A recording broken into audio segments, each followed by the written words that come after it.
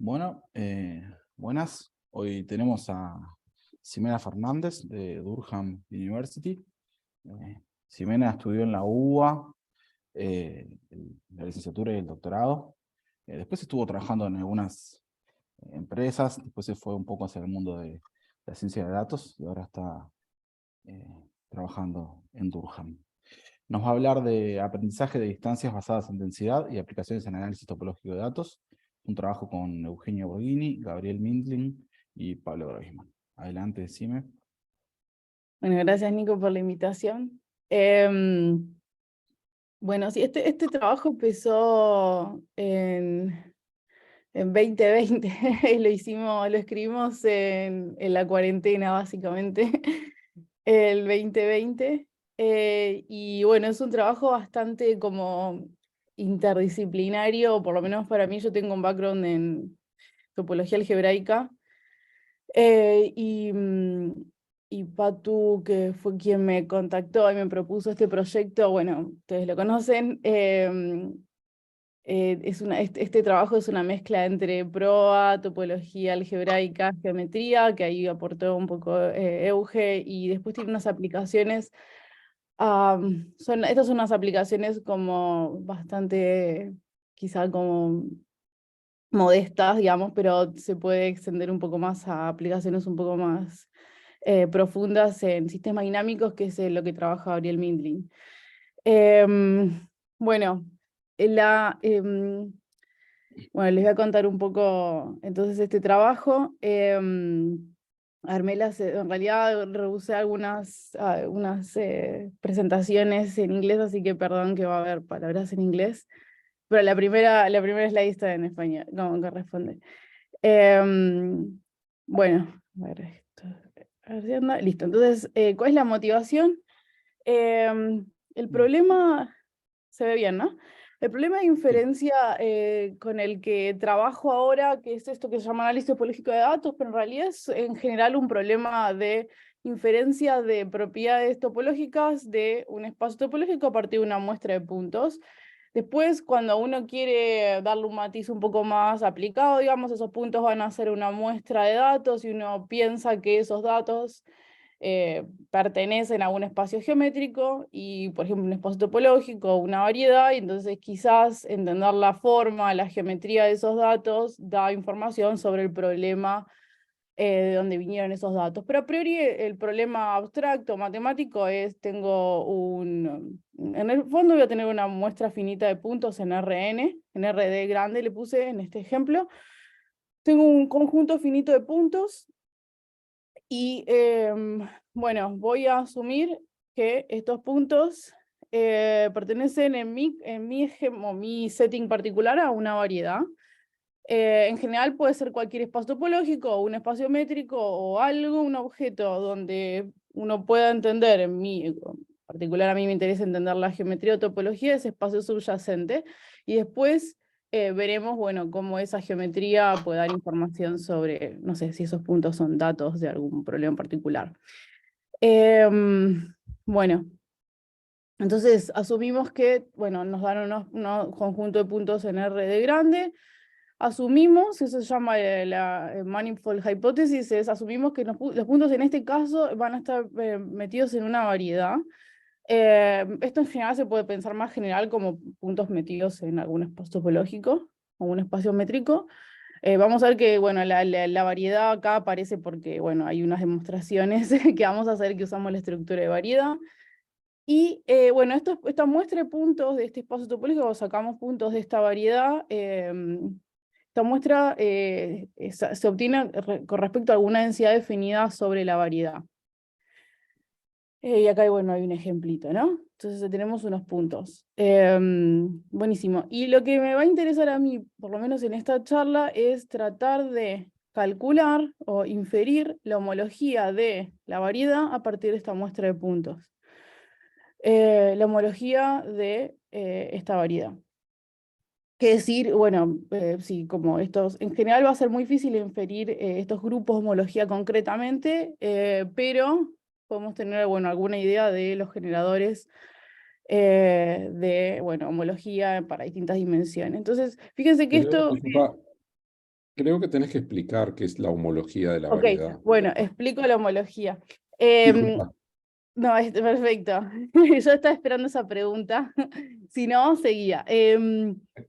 Bueno, cuando uno estudia propiedades como en este caso, si son propiedades que tienen que ver con agujeros que tengan la variedad en distintas dimensiones. Hay distintas dimensiones. Para dimensión cero, los agujeros, que en realidad es como una palabra que quizá es confusa, será la cantidad de componentes conexas que tiene esta variedad. En general, para dimensiones más grandes, los agujeros van a ser, por ejemplo, ciclos, o, bueno, quizás si yo tengo una esfera, va a tener una homología en dimensión 2, porque va a ser ese hueco que está dentro de la esfera. Serían como, de alguna manera, eso, como los huecos o los agujeros que tiene la variedad para distintas dimensiones, ¿no? Entonces, creo que acá tengo un ejemplo.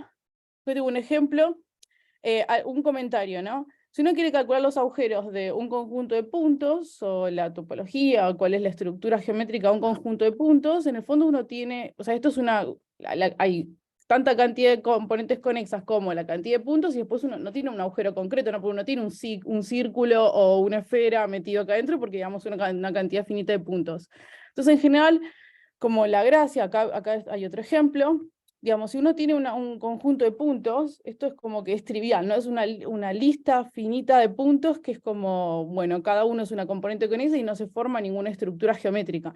Pero uno acá puede visualizar que, bueno, si uno puede conectar estos puntos con algún criterio, esto es un círculo, ¿no? O sea, tendría, en lenguaje de homología, esto es, hay un ciclo de dimensión 1, ¿no? Es como que la homología, hay un generador de homología de dimensión 1, quiere decir acá hay un ciclo, o en una circunferencia subyacente. Esto es una muestra quizá con algún poco de ruido de una circunferencia, ¿no? Entonces acá uno puede determinar que hay, en el fondo, en el espacio subyacente, hay una sola componente conexa y hay un ciclo, ¿no? Entonces ahí estoy entendiendo de alguna manera la forma. Esto acá es una visualización en R2, pero los ciclos uno los puede entender en cualquier dimensión, ¿no? Entonces, bueno, el primer paso para armarme un espacio a partir de una muestra de puntos es tratar de conectar estos puntos de alguna manera para armar un espacio como continuo. Entonces, una idea para armar el espacio subyacente a este espacio de puntos nada más, es asumir que uno puede elegir, no sé, un radio y engordar cada punto con algún radio que elija de epsilon. Entonces ahí digo, bueno, acá me estoy armando, puedo tratar de, bueno, pensar que el espacio subyacente es la unión de estas bolas. Entonces, no importa, digamos, exactamente cuál es este invariante de la homología, cómo se calcula, es un invariante algebraico que es complejo o sea, en general la cuenta es usando álgebra lineal, es complejo para explicar en 5 minutos, pero el punto es que uno quiere entender de alguna manera la forma del espacio subyacente y uno tiene solamente una muestra de puntos. Entonces, el primer paso va a ser tratar de reconstruir el espacio subyacente. Entonces, una manera, un criterio que uno puede tener es decir, bueno, calculo la unión de estas bolas, entonces ese va a ser mi espacio subyacente. Después les puedo calcular cualquier invariante, no sé, la cantidad, o sea, clustering, no sé, la cantidad de componentes conexos, lo que sea, o, digamos, entender, usando topología algebraica, este espacio subyacente que es la unión de estas bolas. Obviamente uno no sabe si esta unión de las bolas es concretamente el espacio subyacente, y hay otro problema que es un poco anterior a ese, que es, bueno, acá yo estoy uniendo estos puntos con un radio, epsilon, pero hay que elegir el radio, ¿no? Porque quizá para radio muy grande, yo creo que acá tengo, a ver que tengo una animación, que, bueno, si el radio es muy chico, es como que es casi lo mismo que los puntos, si el radio es muy grande, es como que se me empieza a pegotear todo, y esto ya es un espacio como trivial, que es tanto, bueno, unión de bolas muy grandes, entonces no reconstruyo nada. Acá hay un teorema que es horrible el enunciado, pero es muy interesante, que te dice que si vos tenés una muestra aleatoria de puntos de una variedad de cierta dimensión, y una muestra uniforme, o sea, tiene un montón de hipótesis. Este teorema, acá hay un montón de constantes que son imposibles de calcular en un caso concreto de una muestra de puntos, porque estas constantes dependen de la variedad que uno no conoce, pero lo que te dice este teorema es que existe algún radio, que acá hay unas cotas del radio, de este radio epsilon, que todos estos números dependen de la variedad subyacente. Yo tengo una muestra de una variedad y calculo esta unión de bolas. Entonces, esto va a reconstruir a la variedad, o por lo menos va a reconstruir las propiedades topológicas de la variedad, bueno, con probabilidad alta. El tema es que, bueno, acá te está diciendo, va a haber algunos radios que van a funcionar. El tema es que, cómo elegirlos, bueno, va a depender de parámetros que dependen de la variedad que uno no conoce. Entonces, es como que hay un teorema teórico que te dice esto va a funcionar, pero, bueno, en la práctica esto no se puede calcular. O sea, uno no tiene la referencia de qué radio elegir. Entonces hay como una técnica que se usa mucho en análisis topológico de datos, o esto de inferencia de propiedades geométricas a partir de puntos, que es algo que se llama persistencia, que es, bueno, yo voy a hacer esta reconstrucción de unión de bolas para todos los posibles radios y ver cómo va evolucionando este espacio. Entonces, no tengo un espacio solo, sino que tengo como una especie de familia de espacios cada vez más complejos, ¿no? Y esto que yo estoy armando acá, como en este gris, que va uniendo con aristas los puntos, es algo que se llama complejo simplicial, que de nuevo, porque no lo sabe, probablemente lo puedo explicar en 5 minutos, pero un complejo simplicial es como una generalización de un grafo. Entonces, por ejemplo, miremos en este ejemplo concreto. Yo tengo estas bolas, y cada vez que dos bolas intersecan, pongo una arista y ahí me armaría un grafo, ¿no? Cada vez que dos bolas intersecan, entonces ahí de alguna manera estoy reconstruyendo el espacio subyacente.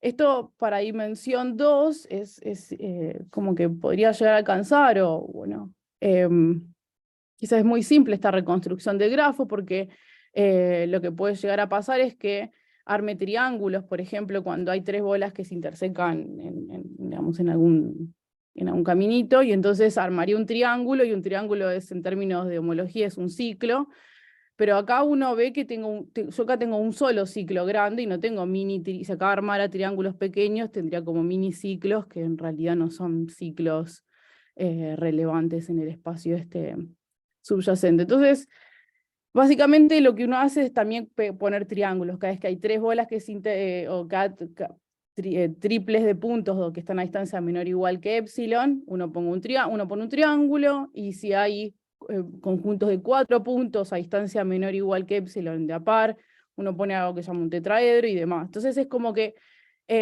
hago una generalización de un grafo, que es una construcción combinatoria a partir de esta muestra de puntos. Entonces esto sería análogo a tener esta unión de bolas, ¿no? Tengo los puntos, hago esta unión de bolas, esto para estudiarlo de manera combinatoria, en general uno arma este objeto combinatorio, que es un complejo simplicial, en el cual si hay 2 puntos a distancia menor que epsilon, pongo una arista, si hay 3 puntos a distancia menor que epsilon, pongo un triángulo y demás. Esto es lo que voy construyendo en este ejemplo.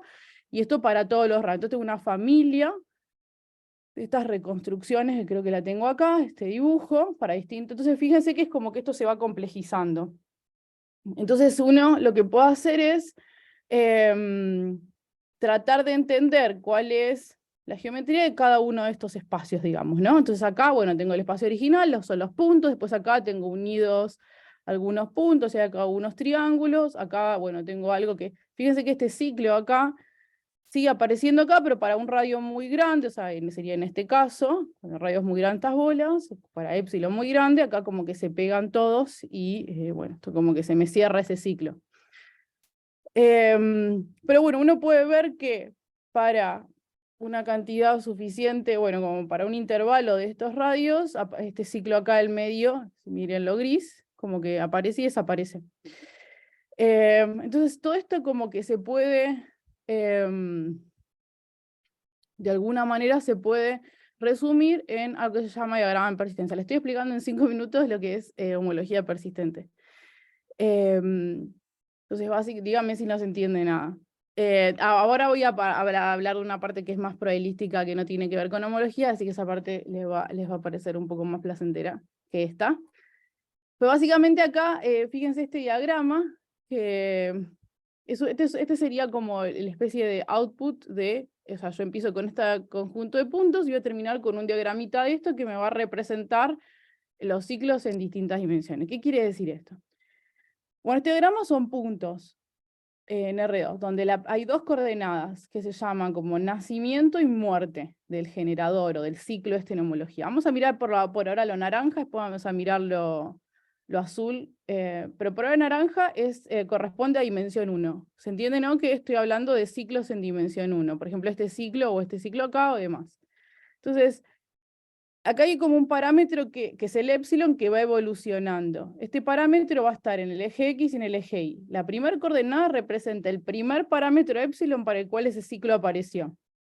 La segunda coordenada va a ser el último parámetro epsilon para el cual ese ciclo, bueno, entonces acá por ejemplo va a haber un primer momento en esta reconstrucción combinatoria en el cual aparece un ciclo, que en este caso es algo de cerca de 0,7, no sé, y después un último parámetro, acá obviamente no puse todos porque esto es como una evolución continua, y hay un último parámetro para el cual aparece. Entonces, si hay un intervalo largo de parámetros para el cual ese ciclo está ahí, persiste, entonces uno dice, bueno, entonces en el espacio subyacente hay una reconstrucción en la cual hay un ciclo en dimensión 1.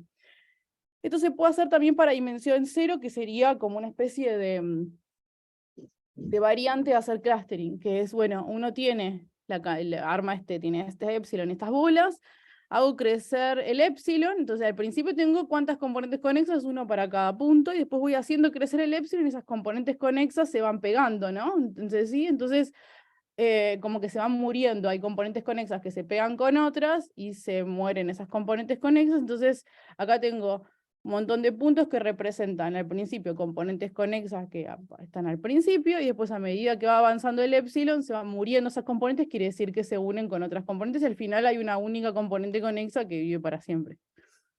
Nosotros no nos vamos a preocupar por ahora, o por lo menos en esta charla, por componentes conexas, sino que vamos a preocuparnos por ciclos de dimensión más grande, ciclo de dimensión 1, o adentro, como por ejemplo mencioné en una esfera, hay un ciclo de dimensión 2, hay homología no trivial en dimensión 2, que sería ese agujero que hay adentro de la esfera hueca y demás, ¿no? Entonces esto sirve para estudiar de alguna manera la forma de los espacios en dimensiones grandes. Bueno, y acá les muestro un ejemplo. Hay un problema que tiene, o sea, esto sería el estudio clásico que se hace de tratar de inferir la homología de un espacio a partir de puntos, de los ciclos en estas dimensiones. Hay un problema que tiene homología, que es que dependiendo de cómo yo embebí los puntos en el espacio ambiente, uno va construyendo las bolas y ahí induce estos diagramitas. El problema que hay es que para distintas como embeddings del espacio, este es el espacio original, digamos, vamos que tengo esta variedad de dimensión 1, tengo una muestra de puntos, y fíjense que esto es lo mismo que tener una circunferencia en términos geométricos, ¿no? Entonces acá hay un solo ciclo de dimensión 1. El tema es que yo lo embebo así como si fuera como como reloj de arena, o acá tengo como un lugar donde acá hay como un espacio como que está muy cerca de estas dos partes de la curva. Cuando uno infla las bolas, lo que pasa es que se arma como una especie de, bueno, dos ciclos, ¿no? Entonces, eso es cuando yo, bueno, uno los puntos mirando la distancia euclidia, o sea, digo, bueno, si los dos puntos están a distancia menor que epsilon, los uno. Con una arista y esos triángulos que les comenté antes. Entonces acá estoy usando la distancia euclidia. Y obviamente la distancia euclidia es la distancia en el espacio ambiente, y acá lo que aparece es acá no miren los puntos celestes, miremos los puntos naranjas. Acá esto es una representación similar a la representación anterior, en la cual tengo el parámetro en el cual nace un generador, y en lugar de poner cuándo muere, pongo cuánto vive, o sea, el tiempo de vida. Es como para proyectar la diagonal sobre el eje X. ¿Había una pregunta? No, creo que no. Bueno, perdón.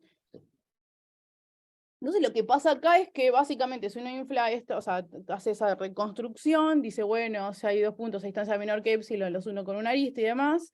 Acá esto, para un epsilon que es chiquito, acá se van a unir estos dos puntos, y bueno, va a haber homología, va a haber dos generadores, uno por este ciclo y uno por este ciclo, porque acá esto como que se pega, no sé si eso se entiende como que, aunque sea visualmente. Entonces me aparecen dos generadores. Entonces es un problema, porque si yo lo deformo, como embebo mi espacio en RN y lo deformo, me va a dar distintas respuestas y la homología es la misma, es lo mismo tener un ciclo embebido en R2, digamos, de esta manera que tenerlo perfecto, una circunferencia. Entonces, los dos deberían tener un solo ciclo. Entonces acá lo que vemos es que en esta reconstrucción hay una dependencia de la distancia que se usa.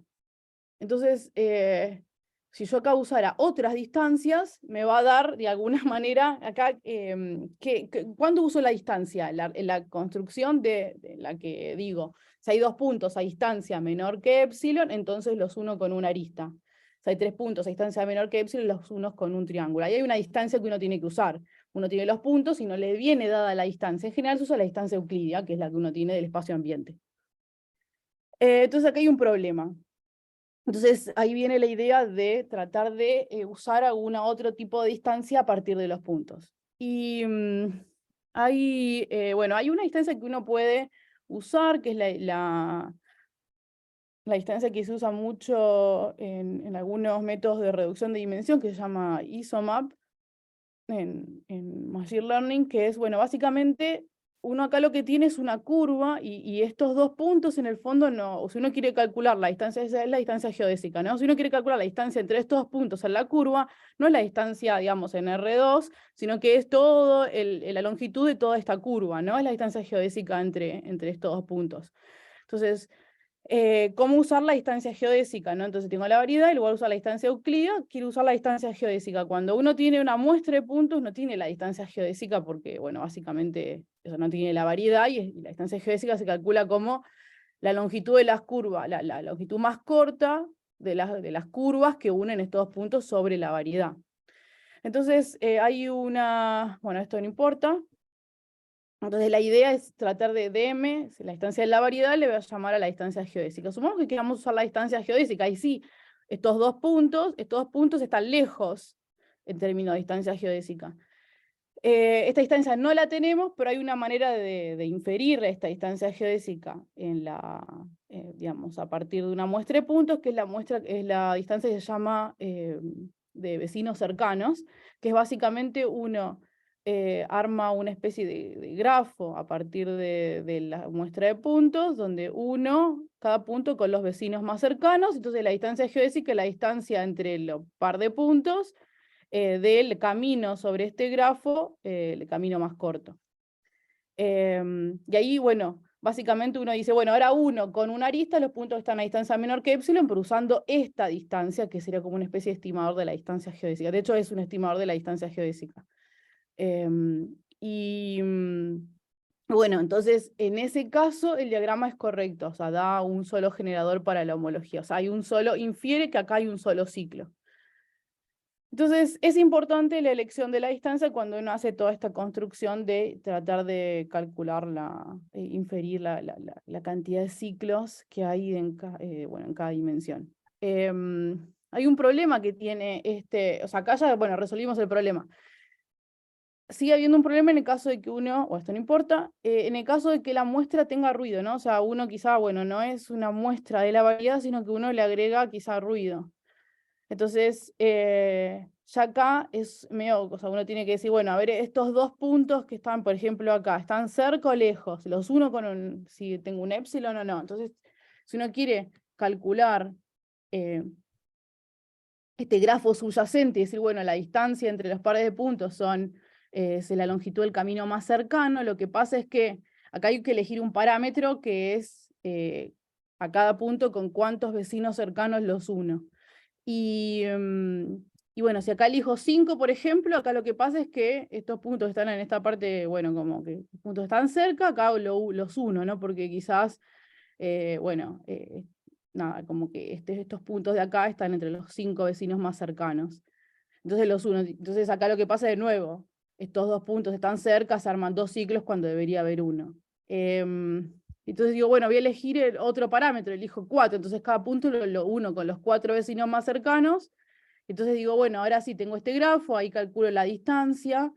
usando el camino más cercano entre pares de puntos sobre este grafo subyacente, y ahí tengo una definición de esta distancia de vecinos cercanos, para acá igual a 4. Acá lo que pasa es que acá no se unen, pero acá queda como desconectado, entonces es como que el problema, a lo que voy con todo esto es, resumen, cuando yo tengo bueno, digamos que tengo una variedad, le calculo una muestra de puntos y quizás tiene ruido. Buenísimo.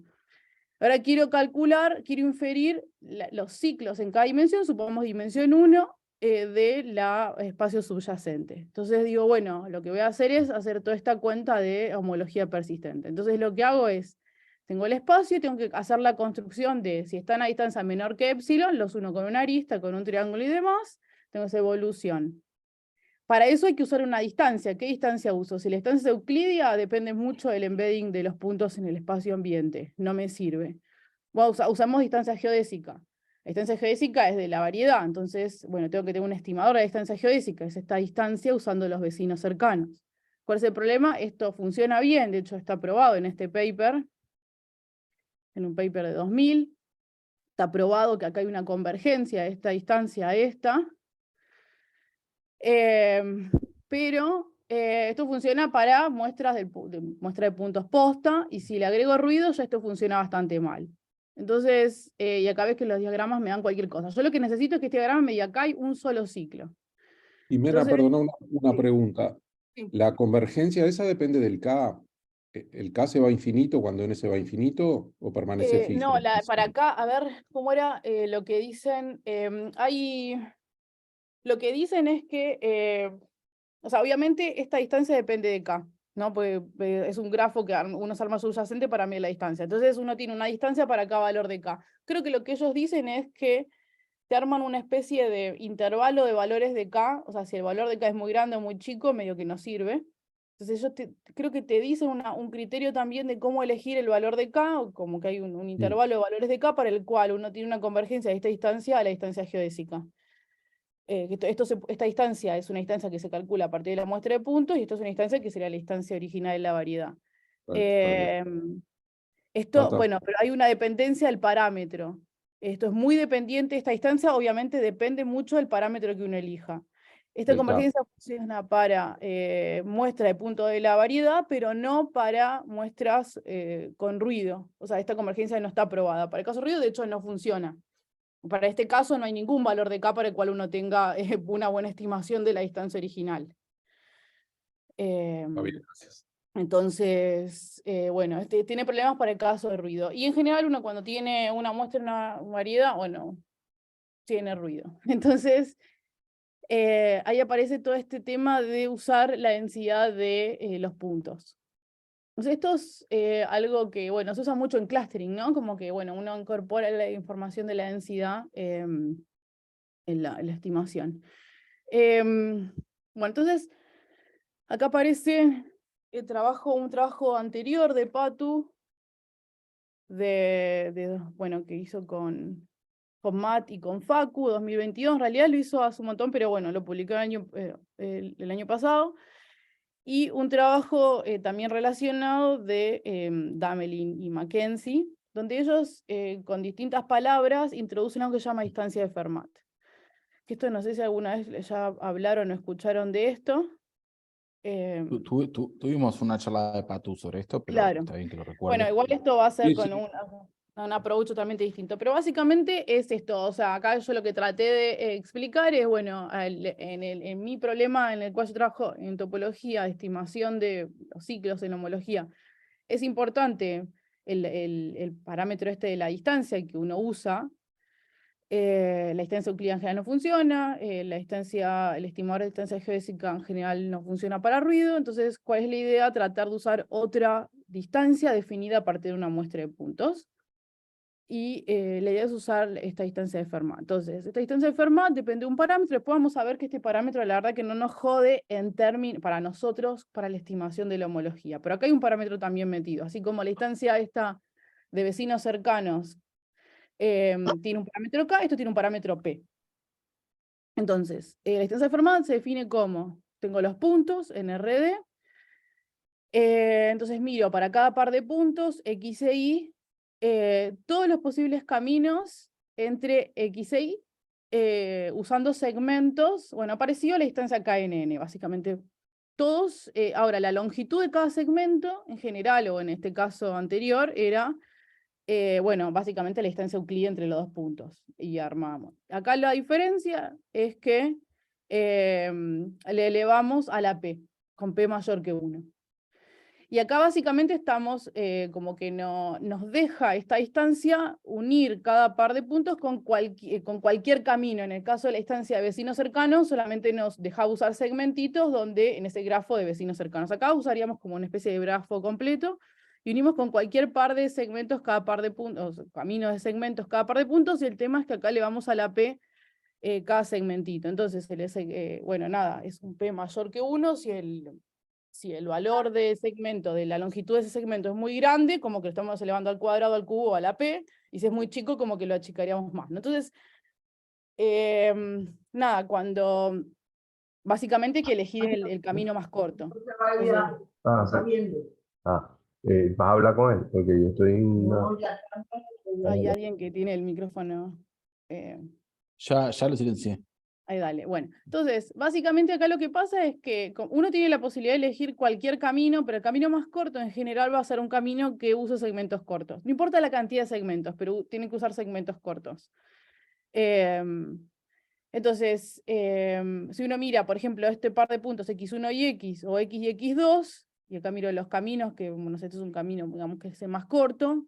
Este camino es más, o sea, es más barato en términos de esta distancia, porque tú usando segmentitos chiquitos que elevados a la P es un valor aún más chico. En cambio, sí, digamos, bueno, nada, esto es una especie de como heurística, ¿no? O una idea de lo que está pasando. En cambio, si uno usa segmentos muy grandes, acá estoy elevando a la P y, bueno, estoy haciéndolo cada vez más grande.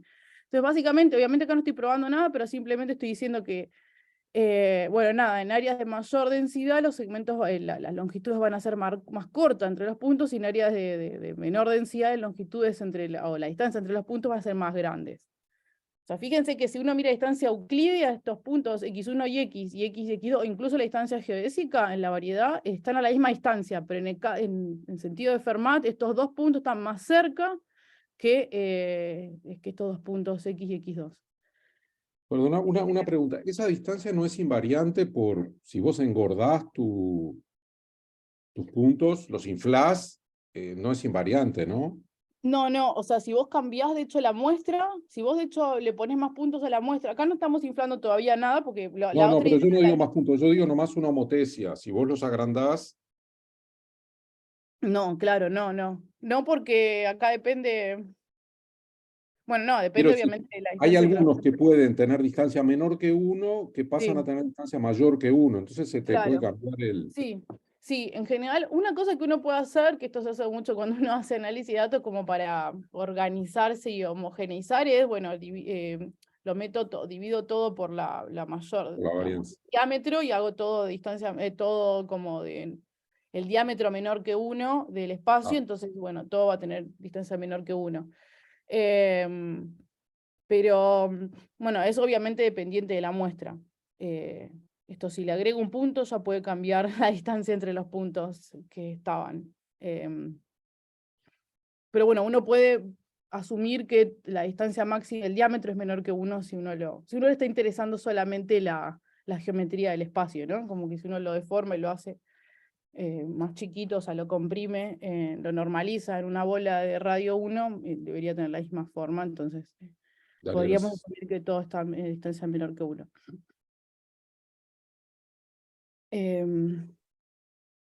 Acá tengo un ejemplo de calcular la distancia. Bueno, en realidad todavía no calculé nada, pero este es el ejemplito ese con el que arranqué. Y acá tengo una muestra con ruido, ¿no? Eso que era como problemática. Y acá voy a calcular la distancia de Fermat para distintos valores del parámetro P. Acá, bueno, entonces uno, ¿qué hace? Si calcula para cada par de puntos la distancia de Fermat, para digamos, P igual a 2, tengo una matriz de distancia.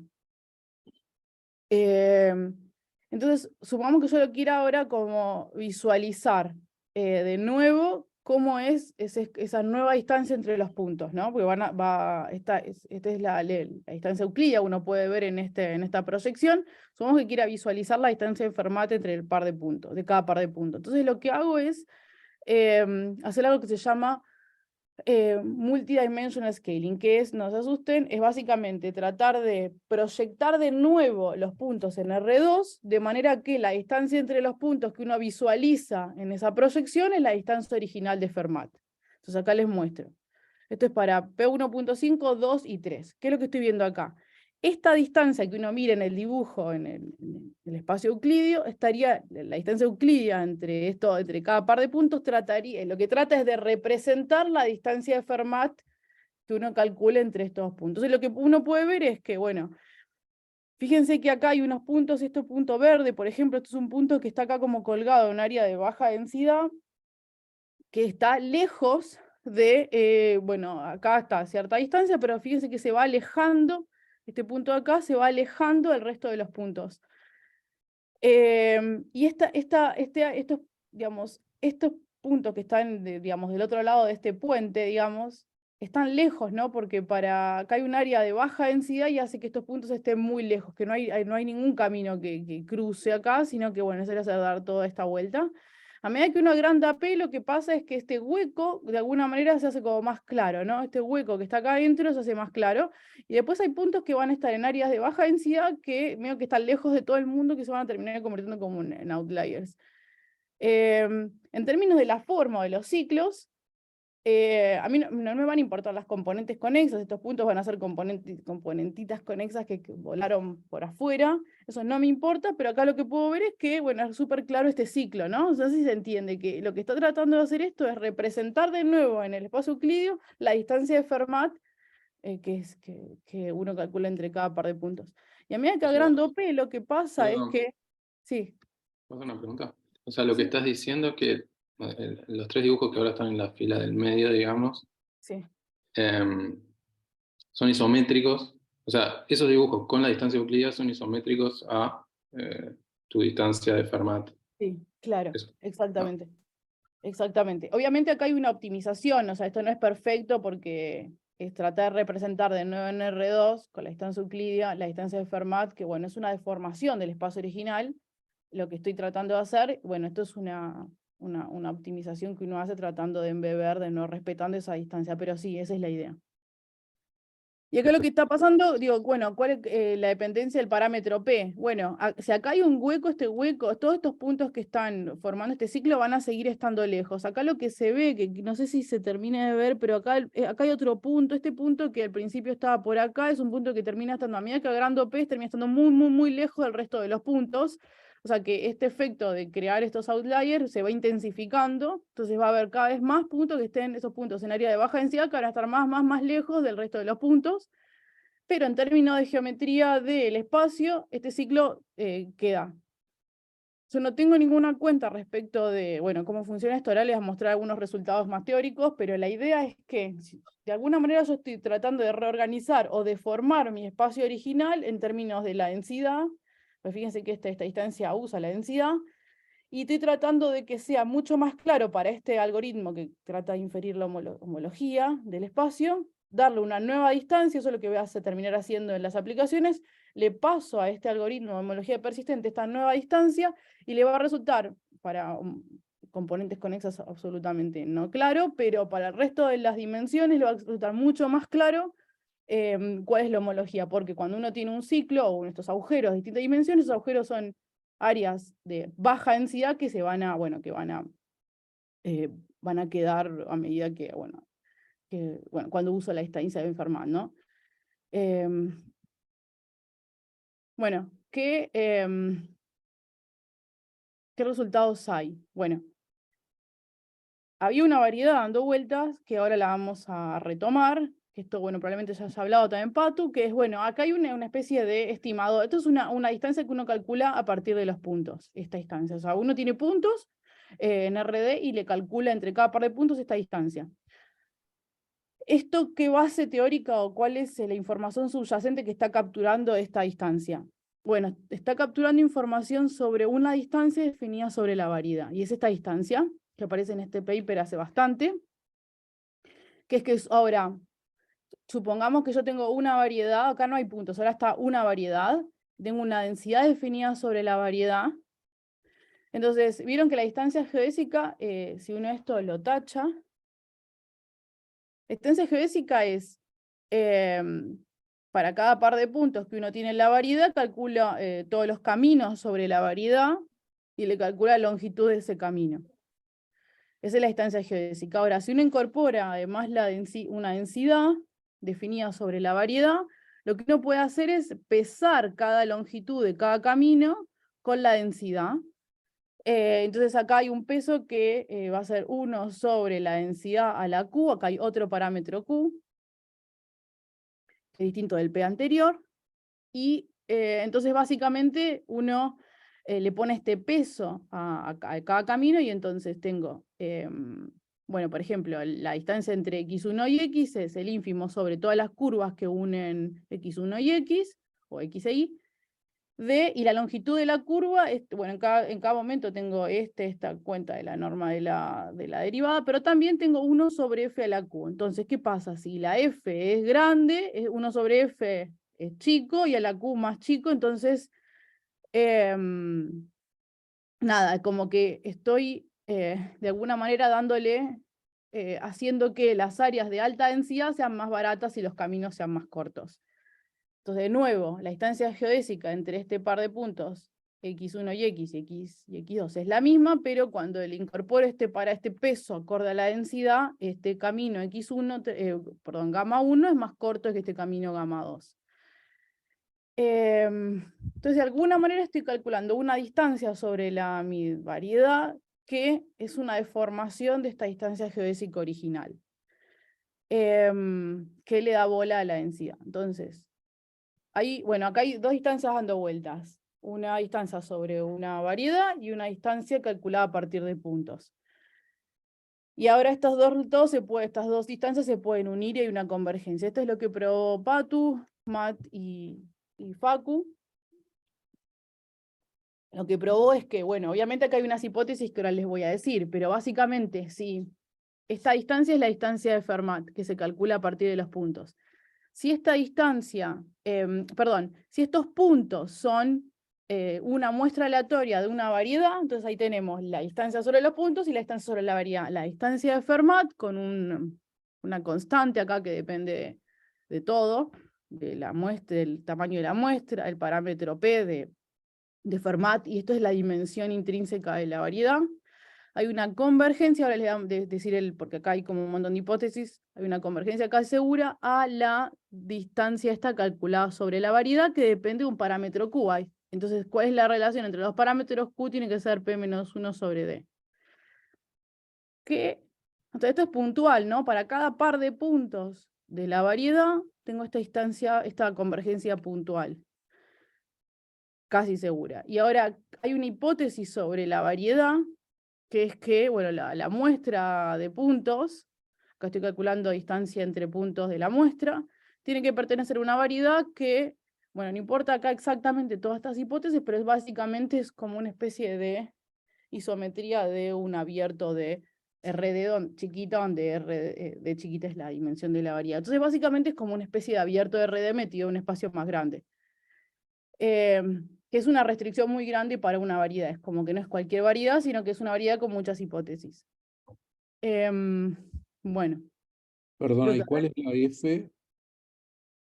La F, La F bueno, la entonces acá, claro, acá las hipótesis son, creo que no se las puse, pero tengo xn, una muestra de una variedad M. No, esta D chiquita es la dimensión de la variedad. Y después tengo F definida sobre la variedad, que es la densidad que se usa para calcular la distancia esta, digamos, poblacional. Y después tengo una muestra que se sacó de la variedad acorde con usando esa densidad. Gracias. Entonces,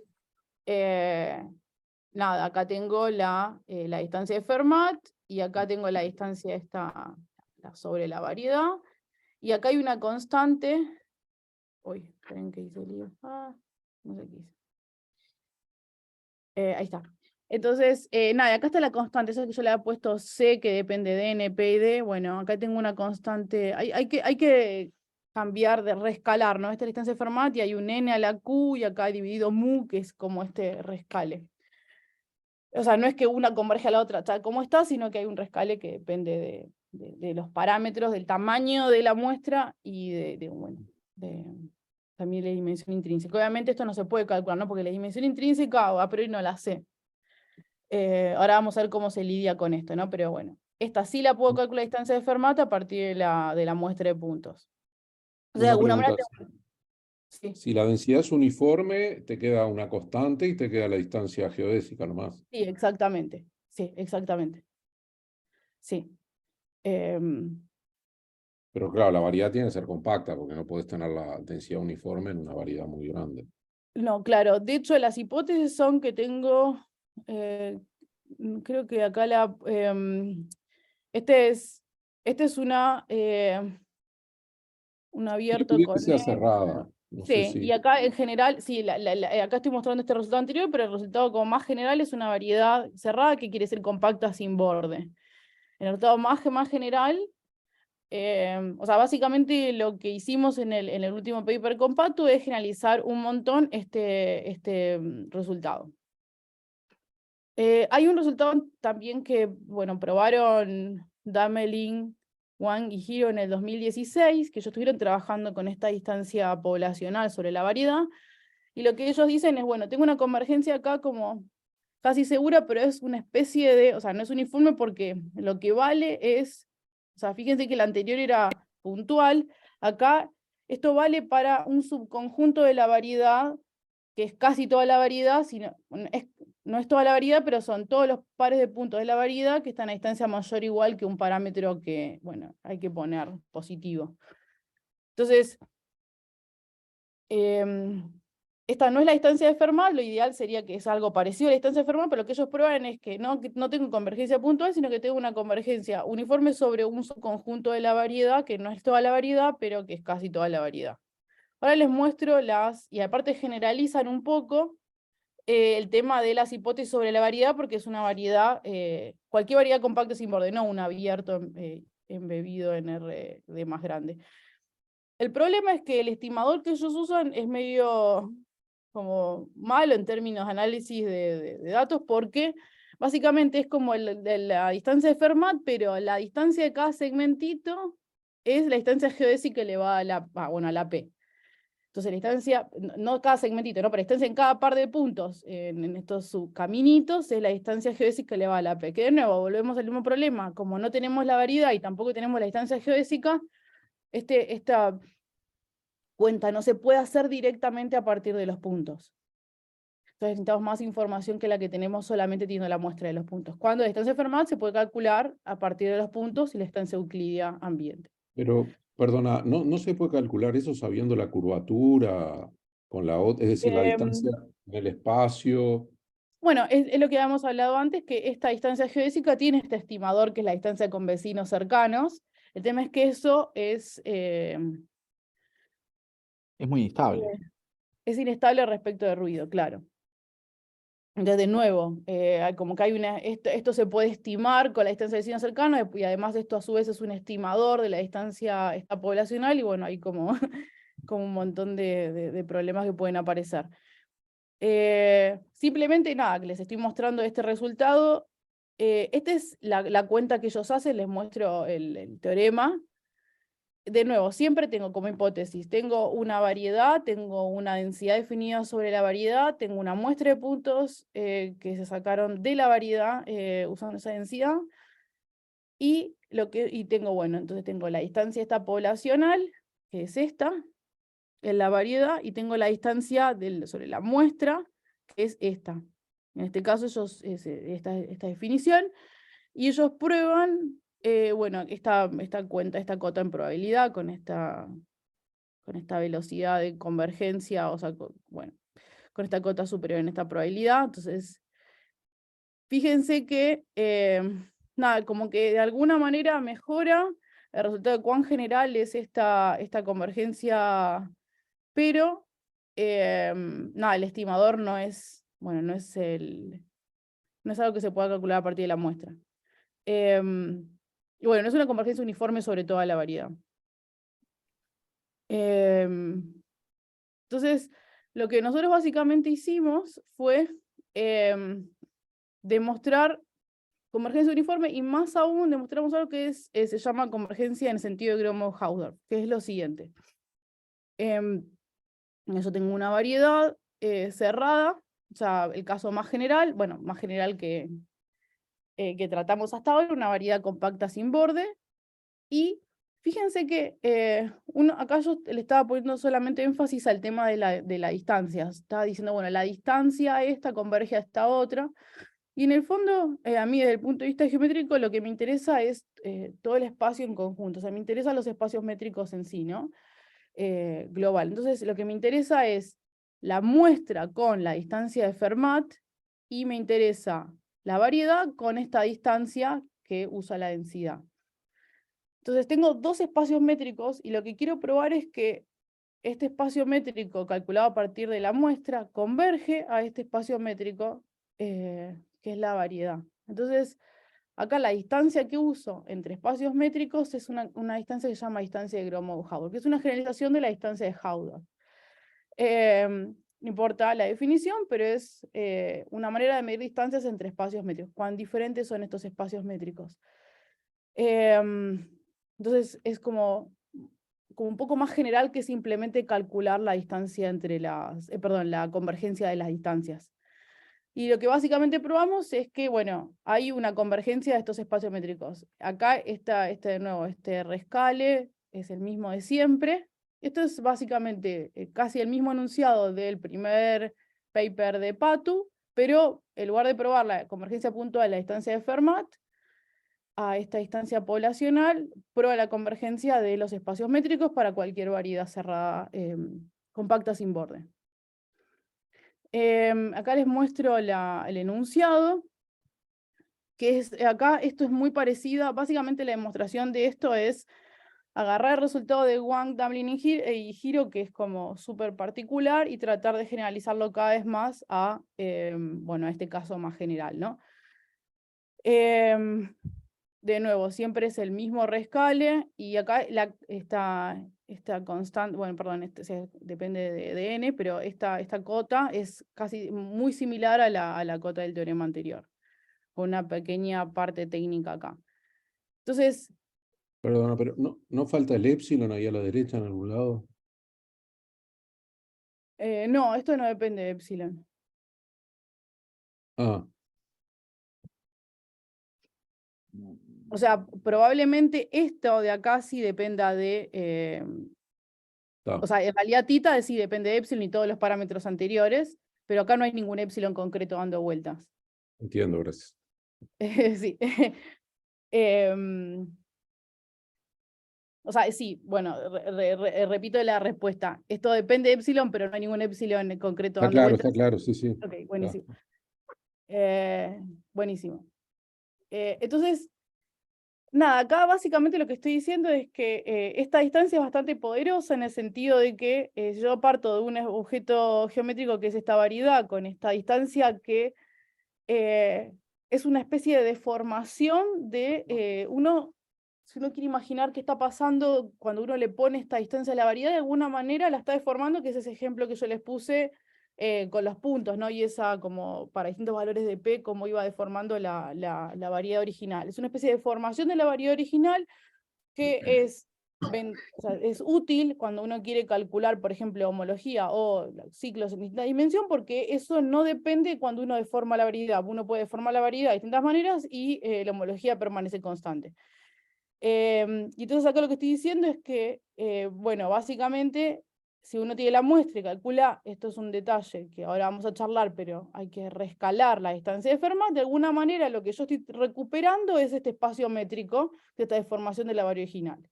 Entonces algo que empíricamente se podía ver y era, bueno, como que prometedor en términos de, bueno, quizás esto puede usarse para calcular homología. ¿Qué es lo que nos pasó? Que cuando lo usamos para calcular homología,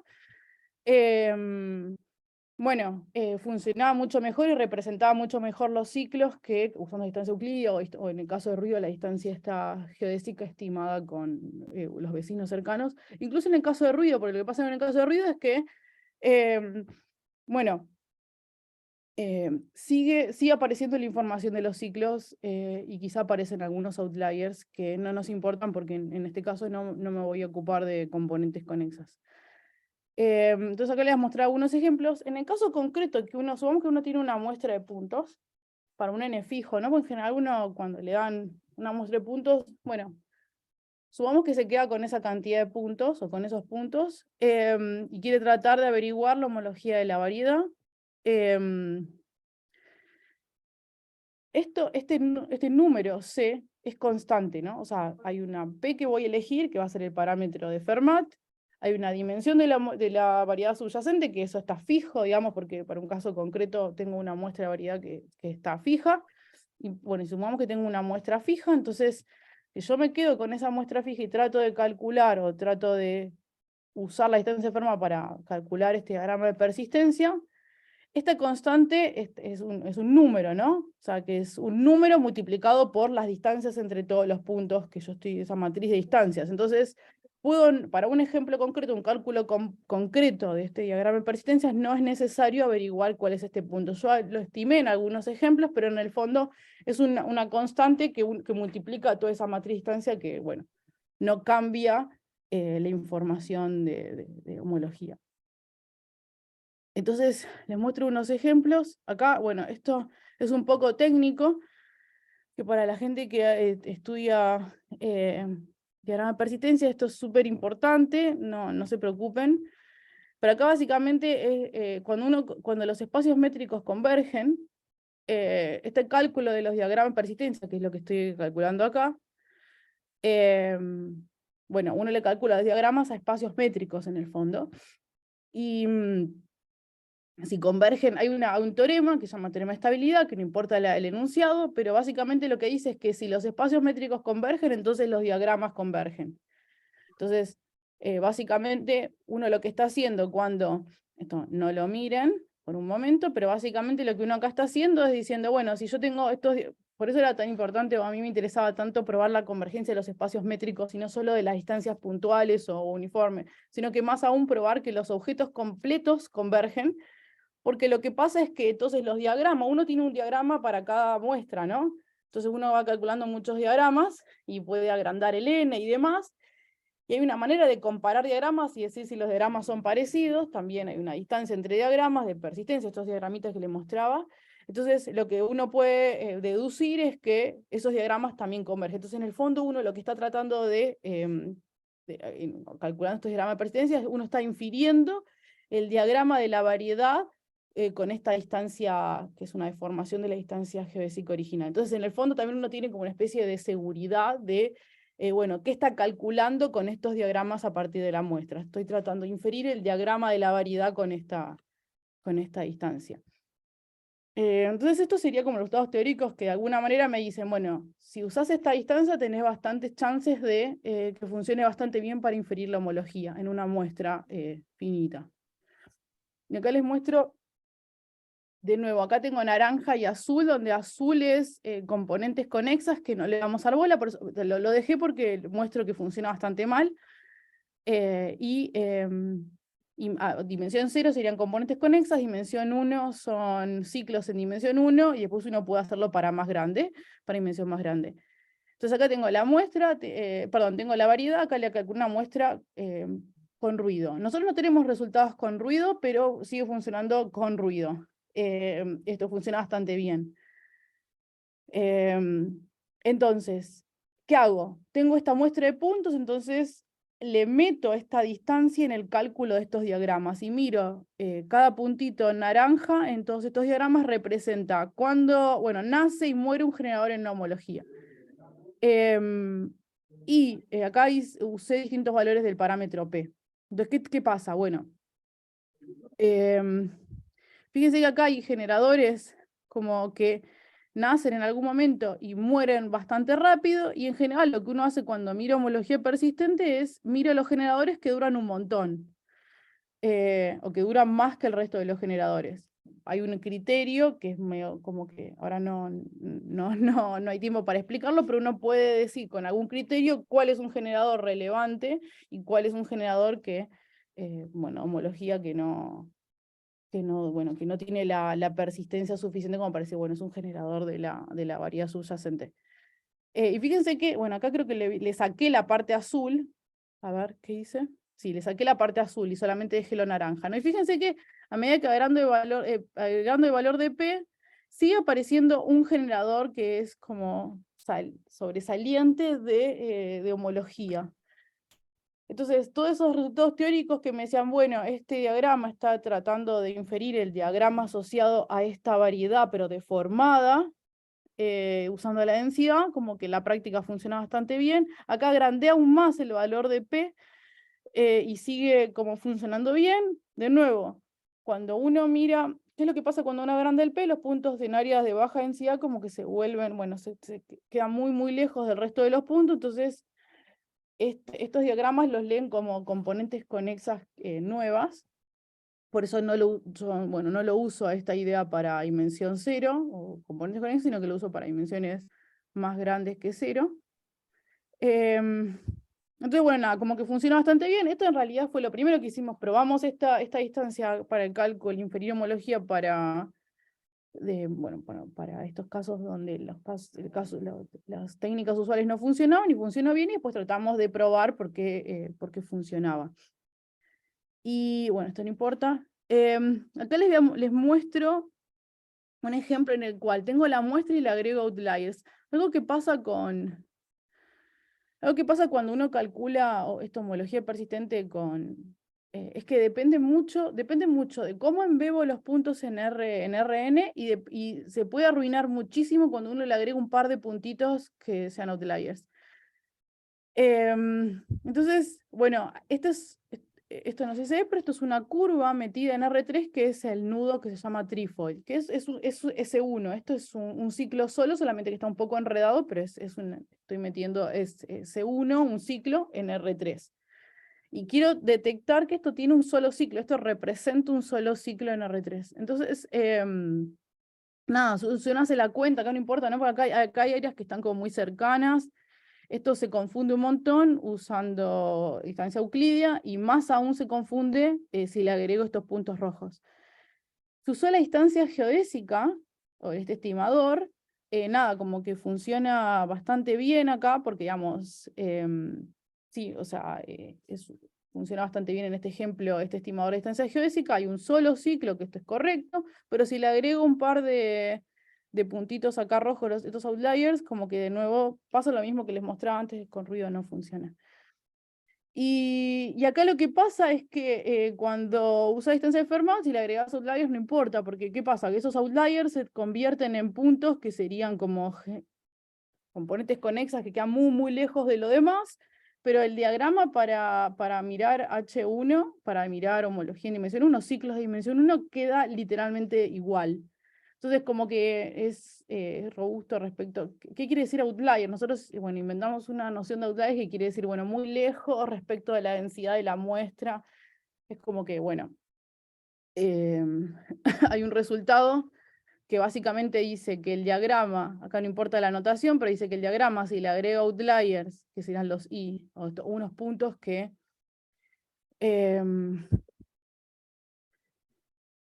bueno, que definimos que tienen que cumplir cierto criterio. Si le agrego estos puntos o no se los agrego, básicamente el diagrama queda igual.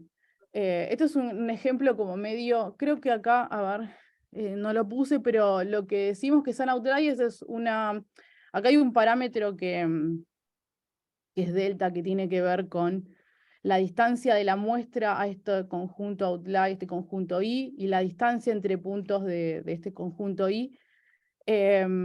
Pedimos que hay algún criterio entre este delta y la distancia mínima, perdón, la distancia máxima entre el punto cercano, un punto y el punto más cercano entre estos puntos azules. Es un criterio básicamente de densidad. Ahí tiene que haber una densidad grande, una diferencia de densidad grande entre los puntos I los puntos XN, que lo decimos de alguna manera.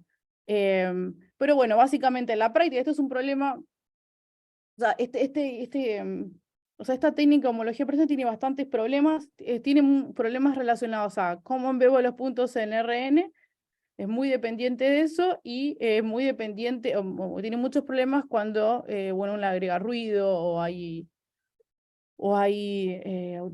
puntos, uno le puede agregar un punto y el diagrama cambia completamente. Y esto como que es bastante más robusto, ¿no? Uno le puede agregar un punto y si está lejos, obviamente está muy cerca de la muestra, puede cambiar, pero si, bueno, con algún criterio razonable, el diagrama queda igual. Entonces, de alguna manera, como que te da una especie de... o sea, resuelve varios problemas que los diagramas de persistencia estos originales, usando distancia euclídea, incluso distancia de esta geodésica, bueno, seguía teniendo. A ver si tengo algo más. Bueno, creo que se hizo tarde. Les puedo mostrar algunos dibujitos de unos ejemplos.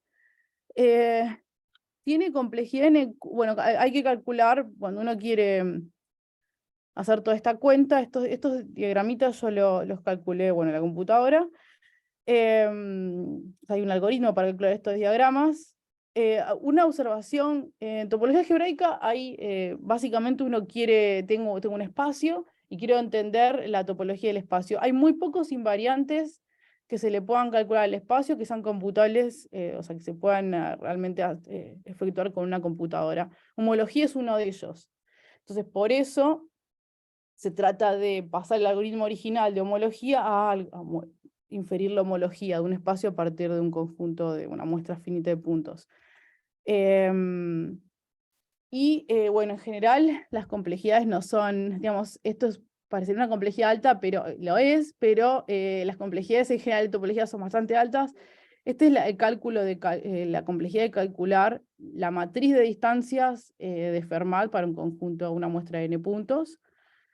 Y acá creo que esta librería la hizo Facu, que se llama Fermat. En Python uno puede importar Fermat y calcula la distancia entre puntos de una muestra. Y algo que yo estoy haciendo es tratar de incorporar además esta distancia hay paquetes para calcular estos diagramitas de homología persistente. Entonces, la idea es que uno pueda, como parámetro en estos cálculos de homología persistente, poner, bueno, quiero usar como distancia en lugar de la euclídea o la geodésica, la distancia de Fermat, y que también te deje hacerlo. Y bueno, y yo tengo algunos ejemplos, todos esos ejemplos, hay un repositorio en GitHub que tiene como todos estos ejemplitos que les mostré. Y quizá les voy a mostrar rápido, sin la parte teórica, esta aplicación a analizar series temporales en 2 minutos. Uno cuando analiza series temporales es algo que no tiene nada que ver con variedades, ¿no? Porque a priori es como, bueno, es una función de R en R. Entonces, ¿dónde aparece la geometría y qué tiene que ver la geometría con analizar esta serie temporal? Y bueno, tiene que ver, y esto fue lo que nos enseñó Gabriel Mindling, y es que en el fondo cuando uno tiene una señal, en muchos casos esta señal corresponde a una muestra, una observación de un sistema dinámico. Por ejemplo, esperen que acá les muestro. Por ejemplo, ¿vieron el sistema? Vamos a mostrar acá, no importa de toda esta parte teórica, pero hay un sistema dinámico muy famoso que se llama, por ejemplo, el Lorentz, ¿no? Bueno, cuando uno le mira, digamos, el espacio de estados, tiene esta forma de mariposa, ¿no? Y entonces uno puede tratar de entender la geometría de este espacio.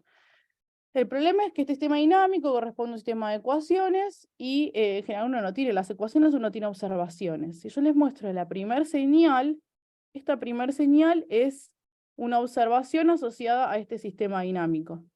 Y hay una manera, que esto es súper mágico, hay una manera de reconstruir a partir de una observación sola el sistema dinámico o este atractor asociado al sistema dinámico completo, que es algo que se llama embedding de la señal o de esta serie temporal, que básicamente lo que uno calcula es la embebe en una dimensión más grande, la primera coordenada tiene la señal original, pero después lo que va haciendo es como calculándole unos delays de un cierto tiempo, que es un parámetro. Entonces la segunda coordenada es a tiempo t, le sumo un delay, le sumo 2 veces ese delay, le sumo 3 veces, entonces en el fondo estoy repitiendo la señal pero corrida. Y esto estoy embebiendo la señal en R de más grande. Entonces básicamente esto que va de R en R lo puedo embeber, acá lo embebí en R3, o sea calculé con un delay, no me acuerdo qué tamaño, no importa, porque esto depende, o sea, son deformaciones del mismo espacio para distintos tiempos. Y fíjense que estos dos espacios tienen básicamente la forma similar. Este es el embedding en R3 de esta señal que sería una observación del Lorentz. Entonces, básicamente uno puede estudiar señales temporales a partir de variedades. Y acá les muestro, bueno, no importa, que hay un teorema que te dice que esto funciona, y acá les muestro nada, como que esto es una manera natural en la cual aparecen variedades que a uno les interesa estudiar. Esto es un electrocardiograma. O sea, ¿por qué esto tiene que ver con Fermat? Porque en general las señales tienen, las observaciones tienen ruido, son embedding que son complejos, y esto, bueno, es algo que de alguna manera esto resolvía Fermat. Entonces fíjense que cuando embebo en R3 esta señal, me queda esta cosa rara, buenísimo, y entonces quiero entender la topología de esto, y lo que pasa es que fíjense que acá hay como una especie de, como un latido que es como anómalo, y cuando uno tiene una señal periódica, aunque sea con ruido, lo que pasa cuando uno la embebe es que se forman ciclos, un ciclo. Por eso ahí tiene que ver la homología con esto. Y cuando uno tiene algo que, bueno, esta parte que es distinta a esta parte periódica, bueno, me formó otro ciclo, que es básicamente embeberlo azul. Entonces, cuando uno le calcula homología al embedding hasta 4000, que es antes de la parte anómala, me quedó un ciclo. Esto usando Fermat, porque si uno usa la distancia euclídea, como les mostré antes, esto es un lío. Esto tiene ruido, tiene como partes que están muy cerca entre sí, del embedding de la curva, y si calculo usando, bueno, el embedding todo, me aparecen dos ciclos, este y este chiquito, que sería este azul, ¿no? Si esto lo hago con otra distancia, solamente esto captura toda esta parte medio rara del ruido, o de, bueno, del embedding de la curva en R3, que no queremos, ¿no? Como que queremos información así como de alguna manera grosera de los ciclos. Y bueno, Fermat funciona bastante bien porque este ciclo es lo mismo que tener acá un ciclo naranja y acá un ciclo azul, ¿no? Cuando uno lo deforma con toda esa idea que les mostré para distintos valores de P, básicamente esto es lo mismo que tener un ciclo naranja y un ciclo azul. Y tengo dos ciclos y están acá, y bueno, buenísimo. Entonces, algo que uno podría llegar a hacer es ir calculando estos diagramas para distintos valores digamos, uno acá tiene como el extremo derecho, ¿no? Que acá le puse 4000, acá le puse 6000, uno va embebiendo en la señal para distintos valores del tiempo, entonces esto es como que evoluciona en el tiempo, y tiene muchos diagramas y los puedo ir comparando, y fíjense que acá en algún momento apareció este nuevo ciclo. Estos son muy parecidos, y acá en algún momento apareció este nuevo ciclo que corresponde al ciclito azul. Y bueno, nada, esto uno lo puede ir comparando, estos diagramas consecutivos para distintos valores del tiempo de cota superior del intervalo, y que esto acá no importa, y acá básicamente lo que pasa es que aparece un pico, ¿no? Como que los diagramas, este sería como que acá hay una diferencia entre este diagrama y este, ¿no? Acá en este momento aparece un nuevo ciclo, si uno los va comparando, aparece un nuevo ciclo y aparece un pico en la diferencia entre los diagramas, y la distancia que se puede calcular entre los diagramas. Nada, entonces, no digo que esto no se pueda hacer de otra manera, pero es una manera, usando geometría, de entender, bueno, o sea, en la señal periódica acá tiene una parte anómala. Algo similar, lo paso rápido, se puede hacer. Fíjese que esto acá se complicó. Esto es una señal que es el canto de un pájaro, la presión en los sacos, como que acá en la tráquea. Este es el embedding, es súper complicado, y si uno usa distancia Fermat, que no funcionó, esto fue uno de los primeros ejemplos que hicimos, aparecen 4 ciclos que son como sobresalientes, H1, que son estos 4. Para cada uno de los patrones del canto del pájaro aparece un nuevo ciclo. Obviamente esto hay que entender, es muy importante eso, como entender el embedding en R3, y esto si uno si calcula distancia de Fermat, básicamente tengo 4 ciclos que están como separados, ¿no? Si uno los mira acá todos juntos es un lío, pero es lo que les decía, como que esto deformado, aparecen los 4 ciclos separados. Este es el embedding de cada uno de los sectores. Y de nuevo, si uno va haciendo la evolución de los diagramas y va viendo cómo van cambiando, les aparecen esos picos, como les mostraba acá. Aparece un pico cada vez que cambia. De nuevo, esto probablemente se pueda hacer usando Fourier u otras técnicas de análisis de señales, pero hay un ejemplo que ahora yo estoy trabajando, que es analizar, usando como todas estas técnicas, señales que tienen que ver con epilepsia, que son súper complejas, que tienen un montón de ruido, y bueno, estos análisis usuales de señales temporales no funcionan. Bueno, este es en particular un ejemplo. En general, en cualquier ejemplo en el cual uno tenga, le aparezca una variedad, una muestra con ruido de una variedad, y quiera analizar los ciclos o la homología de esa variedad de una manera robusta, digamos, usando homología persistente, se puede usar como parámetro o como espacio métrico la muestra con la distancia de Fermat y funciona bastante bien. Bueno, y esto creo que es el final. Esto es... Este es el artículo, lo publicaron hace poco. Y si quieren entender un poco más homología, acá hay un tutorial que hice en YouTube, que homología persistente, como para todo público. Bueno, está ahí en este canal de YouTube. Que básicamente son tutoriales de distintos temas básicos de homología o topología algebraica y análisis topológico de datos para gente que lo quiere usar, porque en general algo que pasa es que quizás esto es medio técnico y la gente que quiere usar con aplicaciones estos temas como que tiene la traba teórica. Entonces, bueno, la idea es tratar de hacer interdisciplina de alguna manera. Bueno, eso es todo. Perdón si fue por momentos muy técnicos, cualquier cosa me preguntan. Bueno, muchas gracias, Simé. Aplaudimos a la distancia. Preguntas, comentarios, además de lo que ya se hicieron durante la charla. Yo solo iba a decir que esperaba que aparecieran cantos de pájaros, dado que estaban viendo. Apareció. Bien. Ah, vos querías No, por eso. Por eso Ah, esperaba, estaba esperando ahí cuando empezaste con las series temporales, cuándo iban a aparecer los cantos de pájaros. sí, bueno, ahí apareció, sí, apareció, sí, cuando nos tiró este ejemplo, o sea, él nos dio esto a nosotros, y dijo, analícenlo, esta enredadera, y bueno, terminó, o sea, esto de embeber la señal en R3 y en tratar de entender la geometría es algo que él hace y que él nos explicó que les resulta útil. Entonces, o sea, digamos, él nos presentó este problema, no es que nosotros dijimos, bueno, vamos a calcular la homología, sino que él nos presentó el problema de tratar de entender la geometría de esto. Fíjense, bueno, este es un ejemplo bastante lindo, pero en general él tiene el laboratorio donde pone los pájaros en como una caja donde les graba, o bueno, tienen como unos aparatitos donde graba todos estos datos. Y trata de entender cómo es el patrón para generar canto, o bueno, el patrón como neuronal para generar el canto. Y desde el punto de vista físico, lo estudia desde el punto de vista de sistemas dinámicos y de la geometría de estos embeddings. Y este fue como el problema disparador.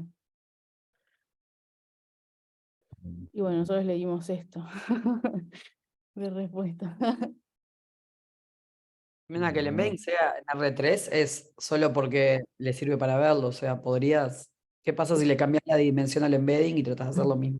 Súper buena pregunta. En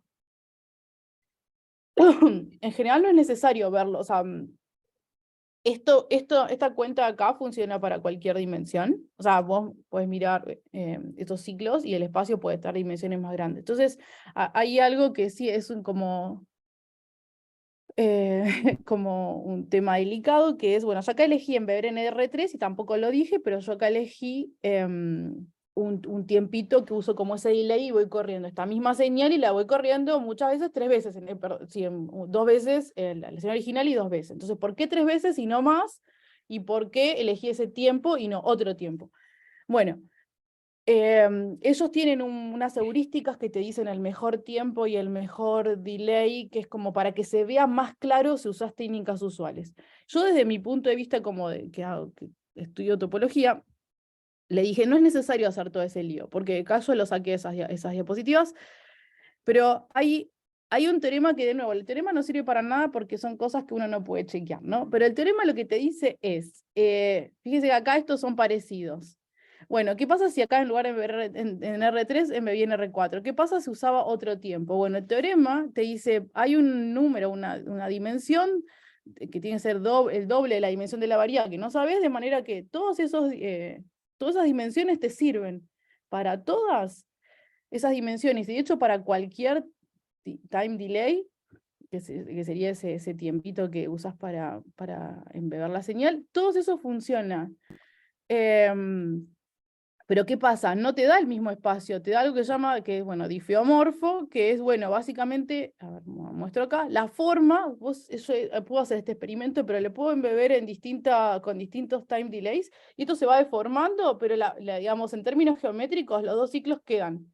O puedes embeber en dimensiones más grandes y la forma es la misma. Entonces, en términos de, como que la cabeza de un topólogo, son todos espacios similares. Lo que pasa es que, claro, un espacio más enredado o menos enredado es más difícil de entender, ¿no? Entonces, la respuesta a eso es, bueno, en teoría todos esos parámetros deberían dar, entre comillas, la misma forma. El tema es que es más difícil de entenderla. Y vendiendo de nuevo como haciendo de la publicidad de esta distancia, a ver, porque lo que a él le pasaba es, bueno, esto sería como una manera de embeberlo, pero igual no entiendo nada. Bueno, no importa, porque cuando usas esta distancia, medio que ella te lo deforma de manera que sea más entendible los ciclos, por ejemplo. Entonces, a priori, todos los embeddings deberían funcionar para dimensión 4 y más grande. Todos los tiempitos de elección deberían funcionar, solamente tenés que ser capaz de entender el espacio que obtenés. Deberían tener todos la misma forma, o sea, deberían ser todos deformaciones unos del otro.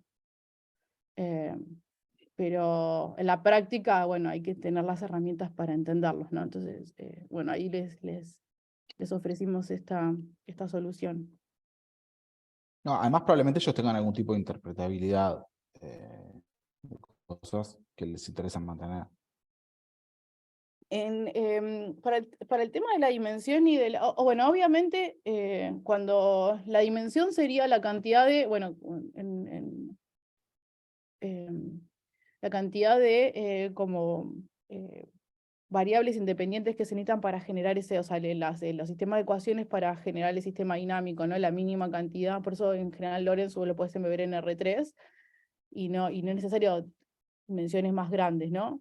Pero a priori, si vos querés solamente hacer la reconstrucción geométrica, cualquier dimensión debería funcionar. Ellos tratan de encontrar la mínima, porque siempre es difícil trabajar en dimensiones grandes. Pero a priori la elección de la dimensión y del delay en el tiempo son heurísticas para lograr el mejor embedding o el más claro posible. Nosotros acá medio que no tratamos de encontrar el más claro posible porque no importa, porque igual después si lo vamos a deformar se vuelve más claro usando esta distancia de Fermat. O por lo menos, bueno, no sé, este era el approach. Bueno, te agradecemos de nuevo, Sime. Estoy levantando la mano, pero no te una vi, Chichi, no pregunta. te vi. Adelante, adelante, Chichi, Perdón. adelante, no te vi. Muy linda la conferencia. Soy José Rafael León. No conoces, en realidad, esta señal que está en pantalla, si yo la puedo analizar de la siguiente manera. Yo tomo pedazos como haces tú y calculo el número de cruces por cero. Y voy estableciendo una diferencia entre los números de cruces adelante y atrás, porque en realidad lo que estás determinando con esa excelente herramienta es un cambio de periodo, por lo menos en esta señal.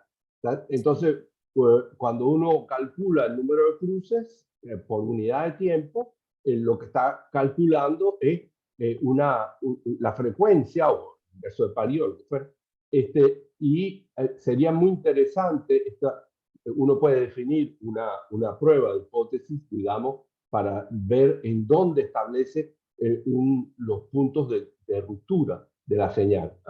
Aquí se ven claramente 3 puntos de ruptura, pero sería muy bonito ver si el método de ustedes coincide con el método clásico en establecer dónde aparecen las rupturas. Sí, o sea, acá si uno le hace una descomposición de Fourier aparece bastante claro los periodos, los distintos como patrones.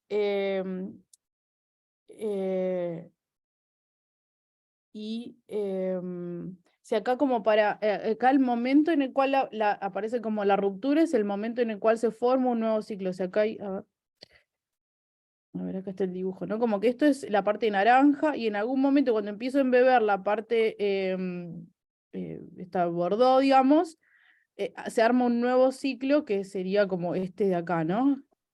Se Claro. tiene que armar, o sea, tiene que aparecer como todo un periodo entero como para que se arme un nuevo ciclo y decir, bueno, apareció un nuevo ciclo, un ciclo desde el punto de vista de homología, entonces ahí hay como una diferencia con el diagrama anterior y es como que aparece un poco de delay, ¿no? Cuando tiene que, fíjese acá, eso como que tiene que haber aparecido un nuevo ciclo entero que embebí para que, nada, como que aparece con un poquito de delay la ruptura. Entonces, de nuevo, desde el punto de vista de análisis de señales, este es un ejemplo simple que puede hacerse con otros métodos, simplemente es una manera alternativa de analizar lo mismo que se puede hacer, por ejemplo, con Fourier. Pero hay ejemplos que son como de señales muy complicadas, por ejemplo, los de ataques epilépticos, en los cuales, que serían como señales de actividad cerebral, en los cuales es muy complejo usar Fourier porque es muy sensible, y esta técnica que es como un poco más robusta, porque medio que estudio la forma del embedding, que es mucho más robusto, perdón, no sé si la palabra es robusta, pero es mucho más como general, lo que estoy mirando es una información mucho más grosera que simplemente la descomposición de frecuencias. Bueno, funciona bastante mejor, en realidad no funciona casi nada para detectar de manera automática epilepsia, y esto tiene como, en muchos ejemplos funciona mejor, que sería la misma situación, ¿no? Detectar el punto de quiebre donde empieza el ataque epiléptico y termina. Porque además, en de los pájaros, hay como un solo periodo de cada parte, que tú podrías tener superposiciones de diferentes periodos, que me imagino que es la señal esa complicada, pero después otra combinación en el próximo, y eso lo debe detectar bien tu algoritmo. Sí, bueno, no es algo absoluto, pero es un punto de vista distinto que funciona en más casos. Está bien, ¿alguna pregunta más o comentario? Bueno, si no, le agradecemos de nuevo a Sime. Gracias, Nico. Y bueno, avísanos cuando vengas por el Río de la Plata. Capaz que, Sí, podés estoy cruzar yendo y- poco. Mm, Sí, bueno, sí, el año pasado fue complejo, pero bueno, supongo que a fin de este año iré de nuevo por esa zona rioplatense. Así que está bien. eh, Bueno, bueno. Para